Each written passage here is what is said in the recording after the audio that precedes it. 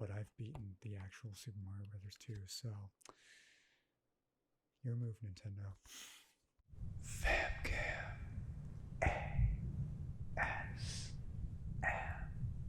ASMR.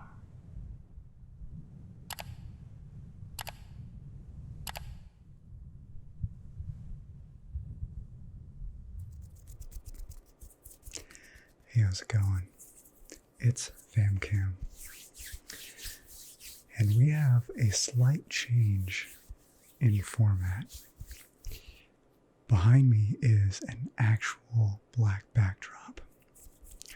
I've been using a green screen for almost all of my videos, save for the ones that are filmed outdoors or in another room, not in my usual setup. But all my videos shot at my standard setup were in front of a green screen. That will not be no more, but not be every single video. Instead, only videos where I'm playing a game or doing a role play or anything that calls for a specific background will use the green screen. And if it's not, it will use the black background, because nowadays I just use black as my standard background anyway, unless I'm live streaming, in which case I use a fancy CGI background that I animated. Anyway, not the point of this video.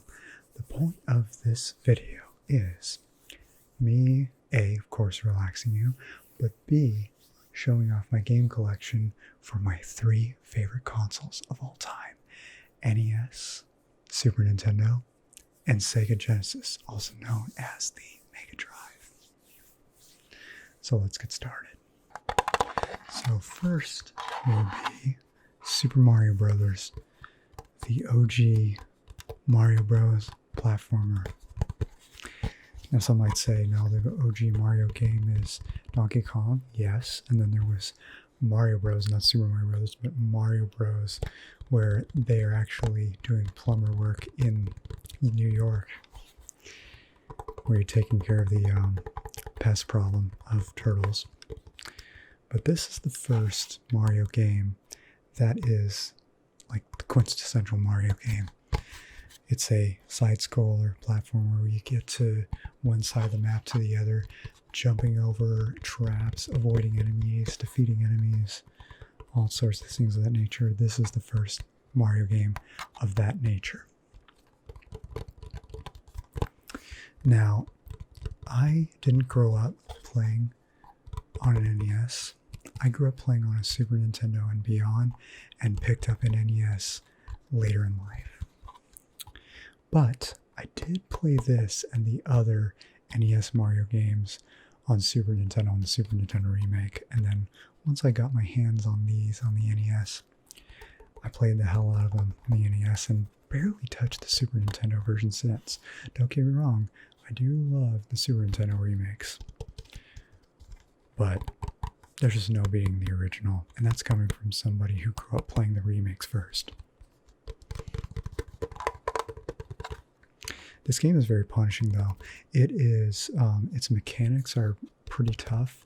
You could tell they were still kind of figuring it out. And you have 3 lives instead of 5, like most other Mario games. So if you want a Mario game that provides a real challenge, I suggest this one. And of course, the so-called sequel of Super Mario Brothers, Super Mario Brothers 2. Now, some of you may know this, some of you don't. Super Mario Brothers 2, as we know in the US, is not the real Super Mario Brothers 2. What do I mean? Super Mario Brothers 2 was made as a direct sequel of the original Super Mario Brothers, in that it was formatted exactly like it. This game plays very differently. It is a different game. This game was originally Doki Doki Panic in Japan. Same game as this, but starring different characters, and in some spots, a few spots, different music. And the power-ups were a little different. But they decided that Super Mario Brothers 2 was too difficult for Americans, so they instead reskinned Doki Doki Panic as a Mario game, and this became that Mario game, Super Mario Brothers 2, as we know in the US. But I've beaten the actual Super Mario Brothers 2, so your move, Nintendo. Super Mario Brothers 3. Now, I understand the beginning of this collection was a little bit predictable, but just bear with me because it's not going to be as predictable as we go on. I just want to go through the 3 Mario Brothers games, the trilogy first. But Super Mario Brothers 3 is arguably the most popular Mario game ever. It sold, I can't remember the exact amount of units, but I'll put it up on the screen. It introduced incredible multiplayer to the Mario franchise. Yes, you took turns, just like the original, but there was also battle mode, where you come across each other on the map, and then you could battle each other for cards, which you collect to get extra lives. You battle for cards and bragging rights. My roommate and I play this game quite a bit. We've even played this game live on the actual NES, Real NES Capture on Twitch. You don't see that very often, but you do see that sometimes on twitch.tv/FamKam360. That is the place to go when you want to see retro games captured on the actual hardware. Battle Kid. This game is very brutal. And first of all, I'm glad I'm using an actual black backdrop because this would have vanished in front of the green screen I've been using. Now I don't have to worry about that. So anyway, Battle Kid is a homebrew game. It actually came out in 2008. And you play this kid that battles, as the name suggests. It's very similar to Mega Man. It's a run and gun platformer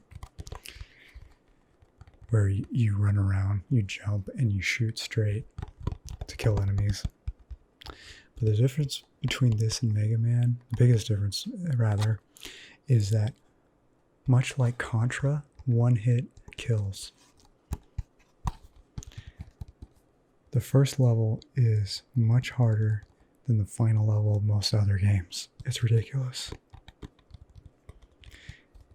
You might recognize this if you're a Game Grumps fan because Aaron famously fought the plant monster at the end of the first stage and lost his mind.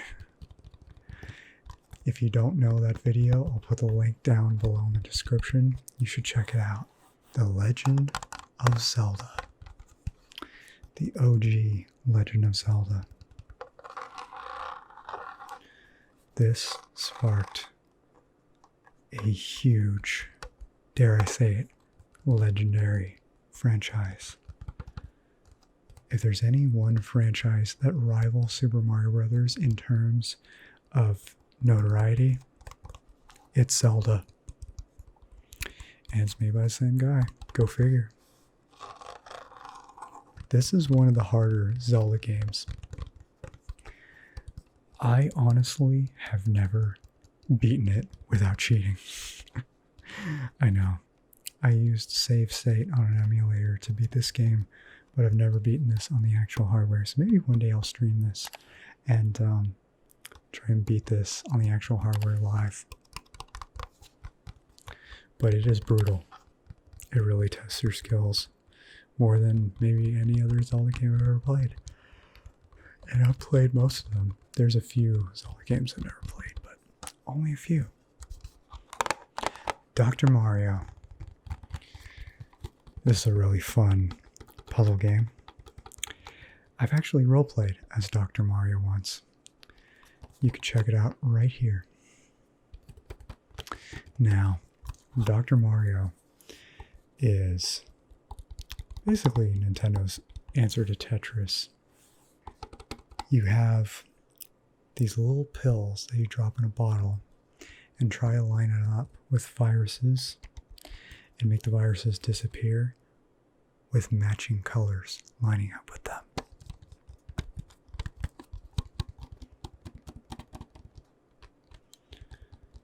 Pretty simple, but lots of fun. Kind of hard too. The music is so catchy.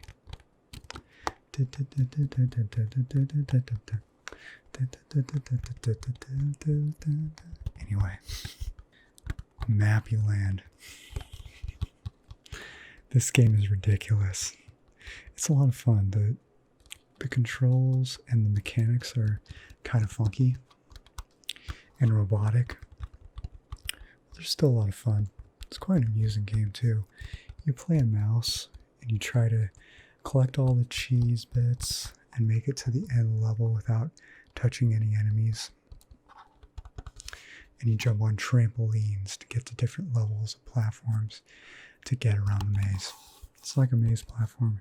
It kind of feels like a combination of Mario and Pac-Man. Although the jumping is nothing like Mario because the mouse you play as doesn't have Mario's jumping prowess at all. He has more like Link's jumping prowess. If you played Breath of the Wild, Link can finally jump. He jumps only a teensy bit. That's Mappyland jumping right there. Still a lot of fun though. Very hard. A lot of games from this era are really hard.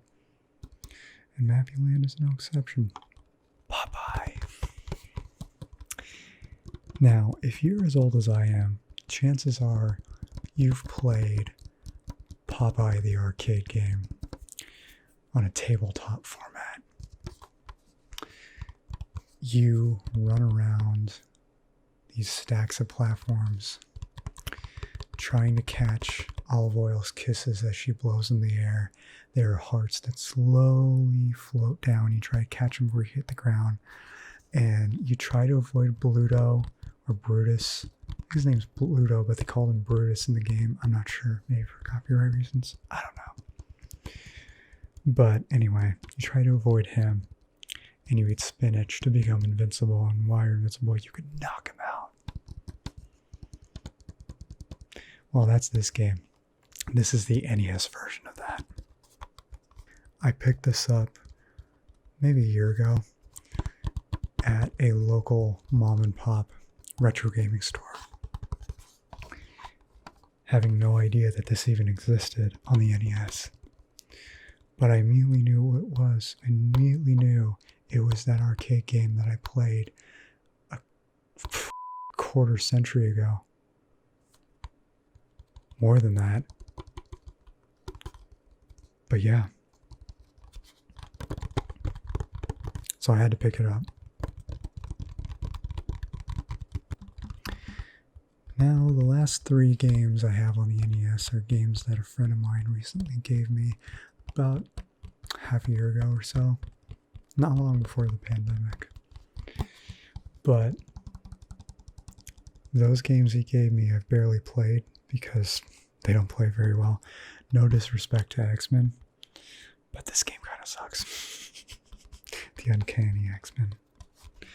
I played this with my friend, who I will not name for privacy reasons. And on the first level, we defeated everybody and just kept going over and over and over and over again for like a half hour and nothing happened. Maybe somebody has gone through this game, I don't know. But there should be some kind of indicator that you're making progress at some point, right? Teenage Mutant Ninja Turtles. The original Teenage Mutant Ninja Turtles game on the NES. I don't need to go through much of this. The Angry Video Game Nerd reviewed it. And yeah, not that exciting of a game, in my opinion, just like the Angry Video Game Nerd's opinion. It's not like Teenage Mutant Ninja Turtles 4 Turtles in Time. That game was phenomenal on the Super Nintendo, and I believe Sega Genesis as well. Also on arcade. But this game doesn't exactly compare. Batman. Now this game actually is good. This game actually is really good. But I never got very far, so I don't have much to say about it, but it's a good game and it's Batman. So there you go. It's made by Sunsoft. Actually, didn't know Sunsoft existed, to be honest with you. Super Mario World. I can't say enough good things about Super Mario World. Why? Well, some of you know. It's the reason why I'm here. Super Mario World made me a gamer. Gaming led me to ASMR. So there you go. I was in first grade, and a friend of mine invited me over to play this game. And even though I was horrible at it at the time, I fell in love with it. It was a phenomenal game. In fact, I might play this game later tonight.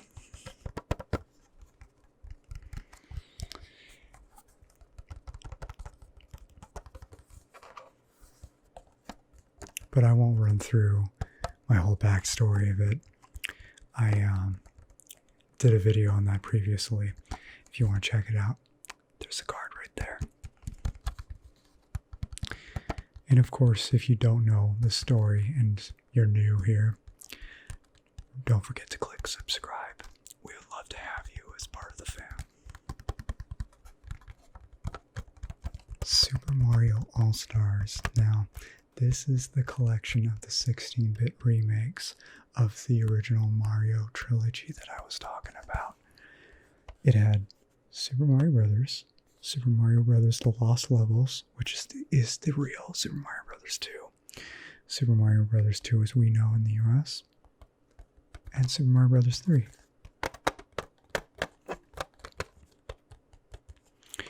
If you're not from the US or Japan, what game is known as Super Mario Brothers 2 in your country? Let me know in the comments.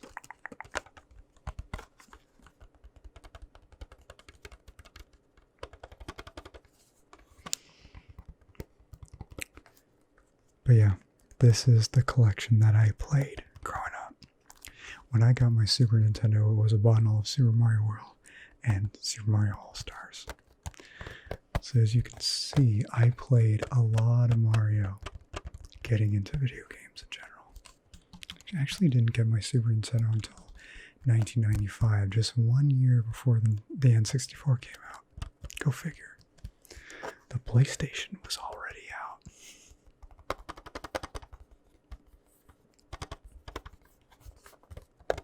Donkey Kong Country.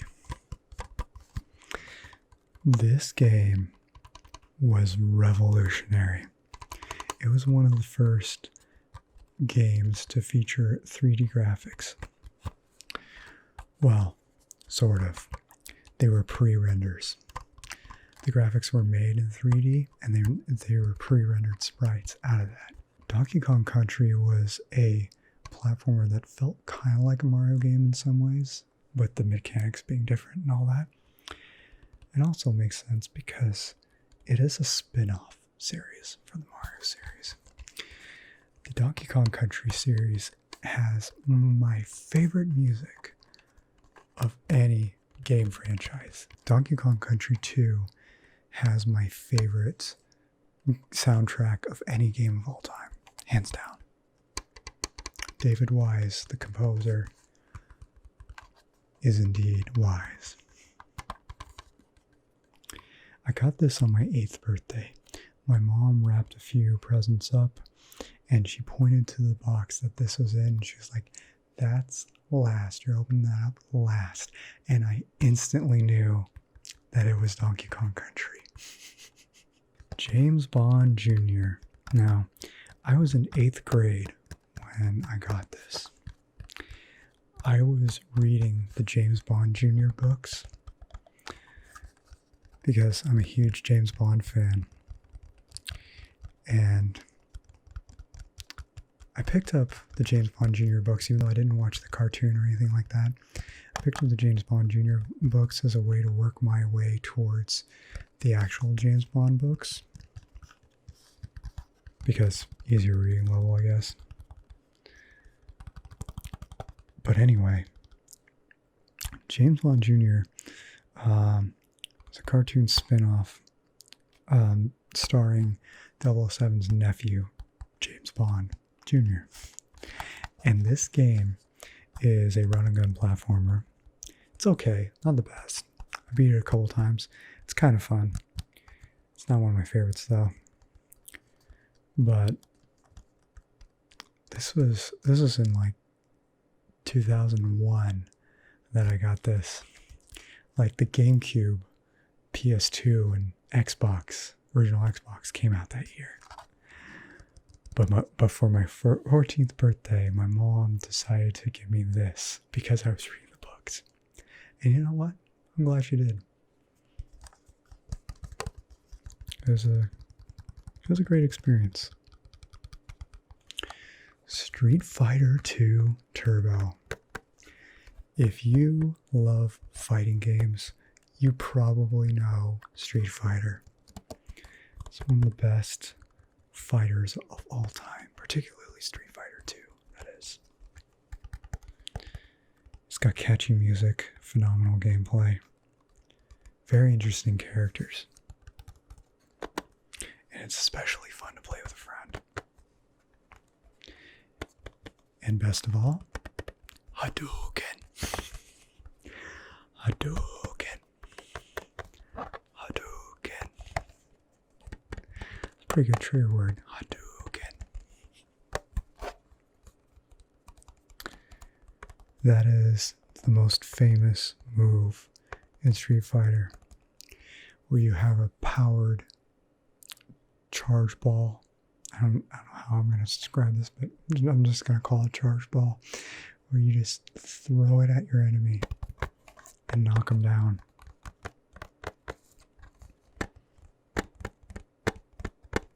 Hadouken.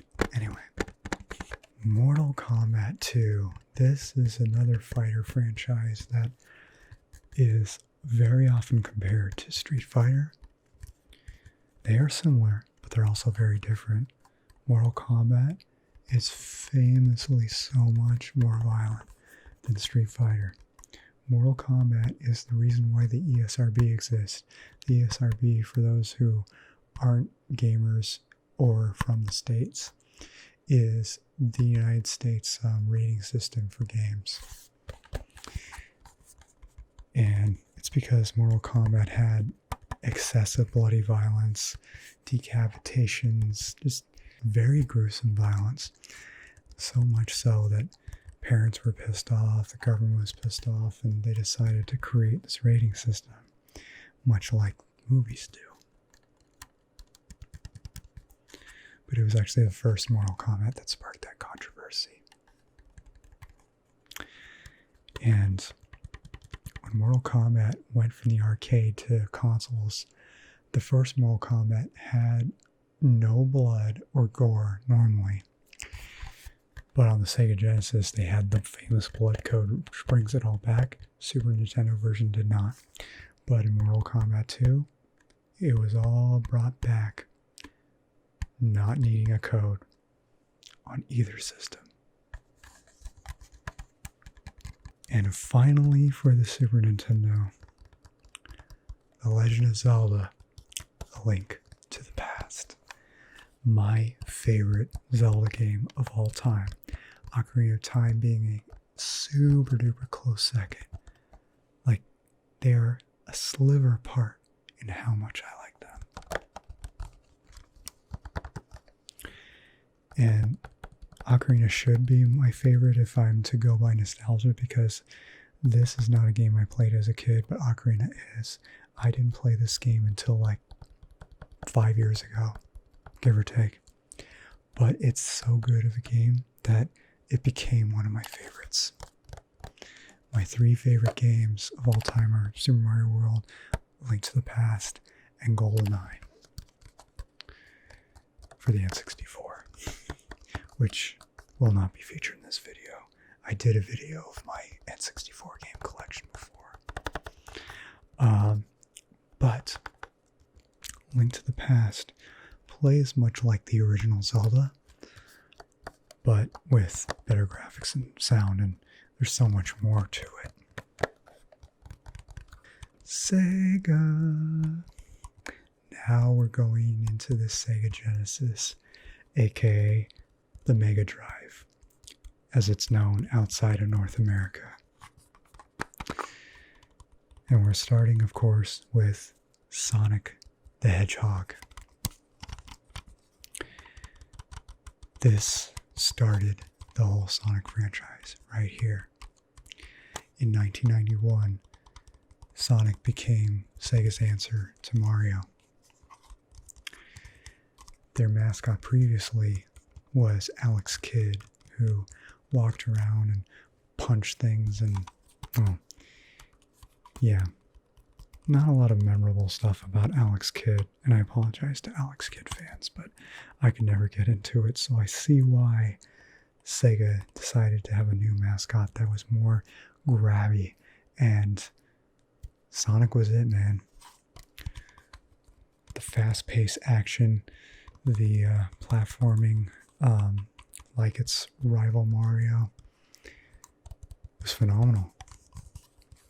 It was actually a viable competitor to Mario, and Sega was doing very well in the 16-bit era. For a while, Sega was beating Nintendo, which in most of gaming history is unheard of.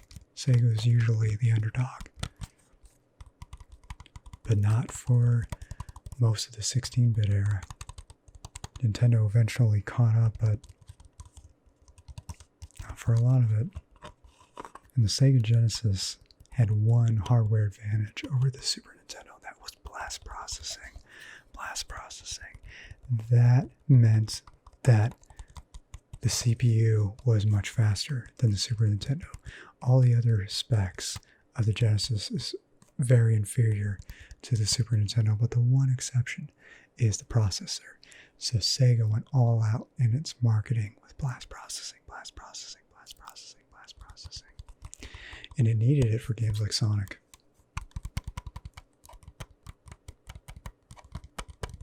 And this is Sonic the Hedgehog 2, the direct sequel and the debut of my favorite Sonic character of all time, Tails. Miles Tails Prower, a two-tailed fox that has the ability to use them as propellers to fly. He's also a genius.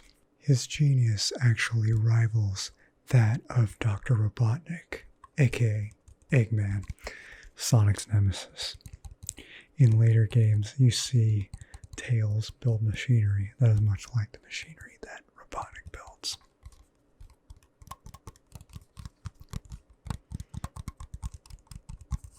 And of course, Sonic 3. It seems like in retro gaming, the third game of a trilogy tends to be the best one. And that's how I feel about the Sonic series. My favorite Sonic game, at least of the Genesis era, my favorite Sonic game of all time, that goes to Sonic Mania, but my favorite Sonic game from the Genesis era goes to Sonic the Hedgehog 3. The music's phenomenal, the gameplay's great. I tend to go for the music first because I'll play a crappy game if the music's amazing. I'm not kidding. But this is not a crappy game. It is a great game. It's one of the best ever. In fact, Michael Jackson was involved in some of the music process. For legal reasons, he couldn't be totally involved. I'm not going to dive deep in that. You could do your own research on that. But the bottom line is, you could tell Michael Jackson's involvement when you listen to the music. It has that kind of feel.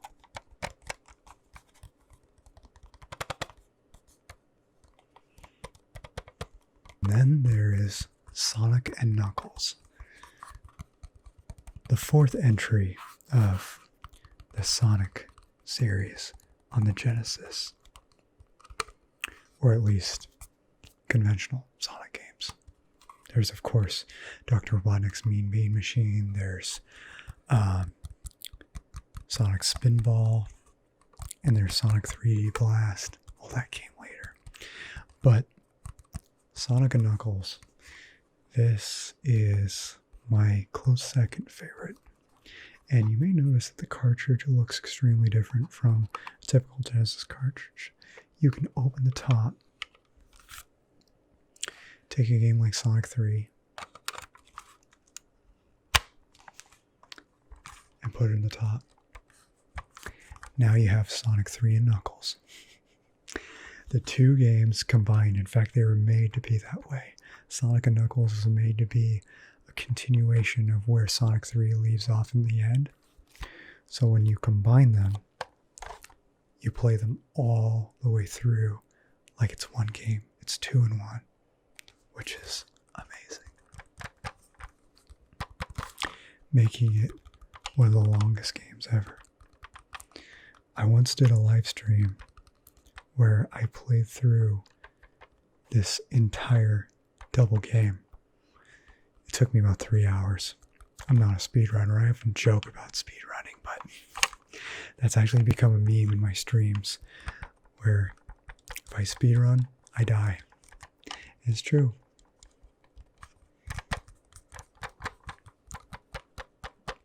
Now, what's really awesome is that if you put Sonic 2 in Sonic and Knuckles, you can play Sonic 2 as Knuckles, even though he didn't exist when Sonic 2 came out. It's essentially like a mod to the game that Sega made themselves, where Knuckles is in Sonic 2 as a playable character. However, if you put the original Sonic the Hedgehog in Sonic and Knuckles, nothing happens. Well, that's not entirely true. If you put a game in Sonic and Knuckles that is not compatible with Sonic and Knuckles, then what you get is a random bonus stage of the big sphere collecting little blue spheres and avoiding red spheres.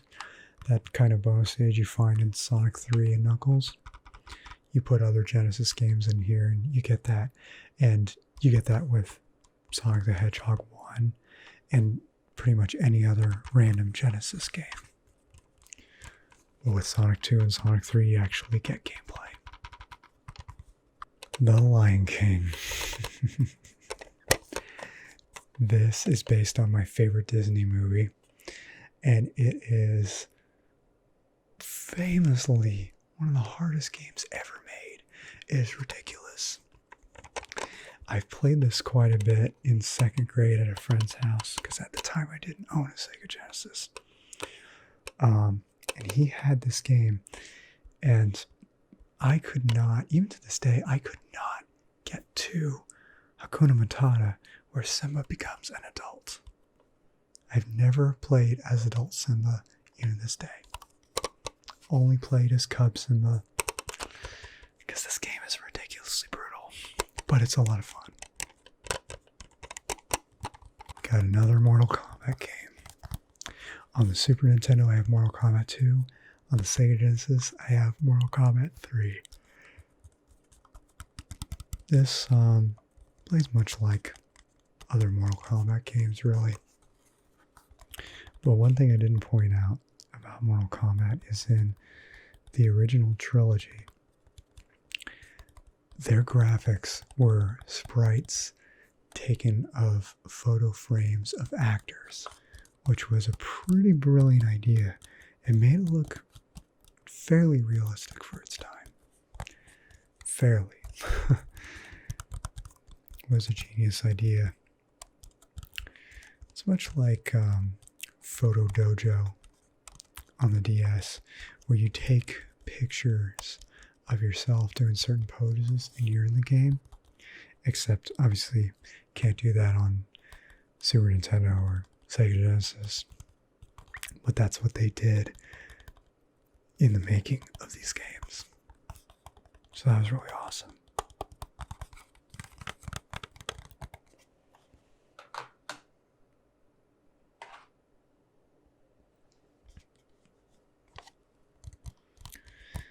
The Adventures of Batman and Robin. So a little fun fact, a friend of mine from across the street actually gave me his Genesis when I was around 8th grade. Played Sega Genesis at his house a lot. And one day he decided he didn't want it anymore. He just went across the street and gave it to me. There was like nothing, no special occasion or anything like that. He just randomly walked across the street to my doorstep and dropped off the Sega Genesis. It's like, here you go. It's yours now. Well, he happened to have 2 copies of this game. And I'm not sure why, but he did. So many, many years later, I gave that Sega Genesis to my friend I mentioned earlier, who had those 3 NES games you saw earlier in the video that he gave me. And I gave him one of the copies of Batman and Robin and kept the other. Now you might say, you gave him the Sega Genesis, why do you still have all these games? Because I gave him the Model 2 and picked up a Model 1, which has better hardware. I picked up a Model 1 and gave him my old Model 2. But Batman and Robin is a pretty fun run and gun game. Not one of my favorites, but still a great game. Much like the NES one you saw earlier. Double Dribble, the Playoff Edition.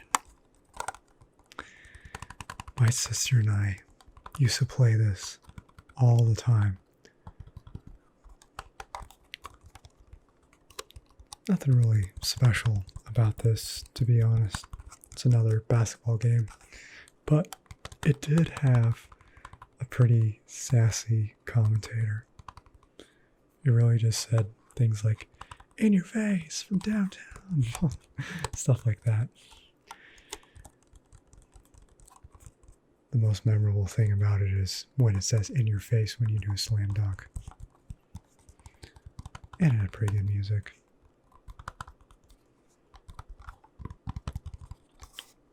But yeah, Double Dribble. Pac-Man 2, The New Adventures. Now, if you're a Pac-Man fan, this might not be the game for you. And here's why. It's not a Pac-Man game at all. It's just a game that stars Pac-Man. But it's a point-and-click adventure. And it's just, I don't know. I don't know if I even want to get into it. It's just, I don't like this game. I don't know why I still have it. But, yeah. I love Pac-Man games in general. I love the fast-paced action that you get going through the maze, collecting the dots and avoiding the ghosts. That's a lot of fun. This game is a completely different game that I feel like it was just a cash grab. They slapped Pac-Man's face on it. That's really it. You just wander around town. If you can figure out what to do, great, but it's almost impossible to figure out. I guess I might enjoy this game more if I looked up some walkthroughs. But I don't know. If you play this game and you've beaten it or enjoyed it or whatever the case may be, let me know in the comments. Give me some hope. Maybe they'll convince me to keep this game and play through. I don't know. But it's not what you'd expect from a Pac-Man game. That's all. Boards Talk Baseball. Kind of a generic baseball video game.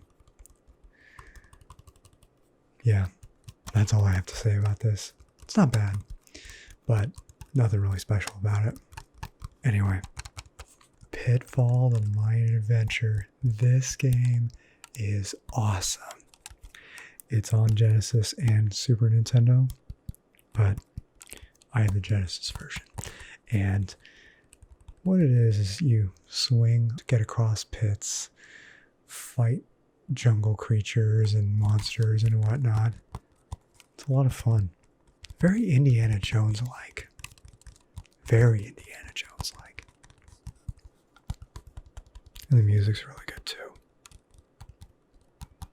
I highly recommend this. If you have either the 16-bit consoles or want to get one of the 16-bit consoles, I suggest you check out Pitfall: The Mayan Adventure. And last and absolutely least, Phantasy Star 3. Now, funny thing about this, I've owned this game since 2001 and still have never played it. Why? Because this cartridge doesn't even work. It doesn't work. My friend that gave me the Sega Genesis gave me this along with it, along with a lot of other games too. Most of the games you see there came with it. Sonic 1 and 2 and Mortal Kombat 3 are the only games that I picked up on my own after getting that Genesis. Everything else he gave me along with the system. And this was one of them. The cartridge doesn't work, so I actually have no idea what it's like. But every Phantasy Star fan I know tells me that 3 is the worst one. So maybe I dodged a bullet. And there you have it. My game collection of my 3 favorite consoles of all time. NES, Super Nintendo, and Genesis. If you enjoyed this, make sure to give this video a big thumbs up and leave a comment below letting me know what's your favorite game from that era, those eras I should say, 8-bit and or 16-bit. And of course, let me know if you want to see a video and or a stream of any of those games in the near future. I'd love to know.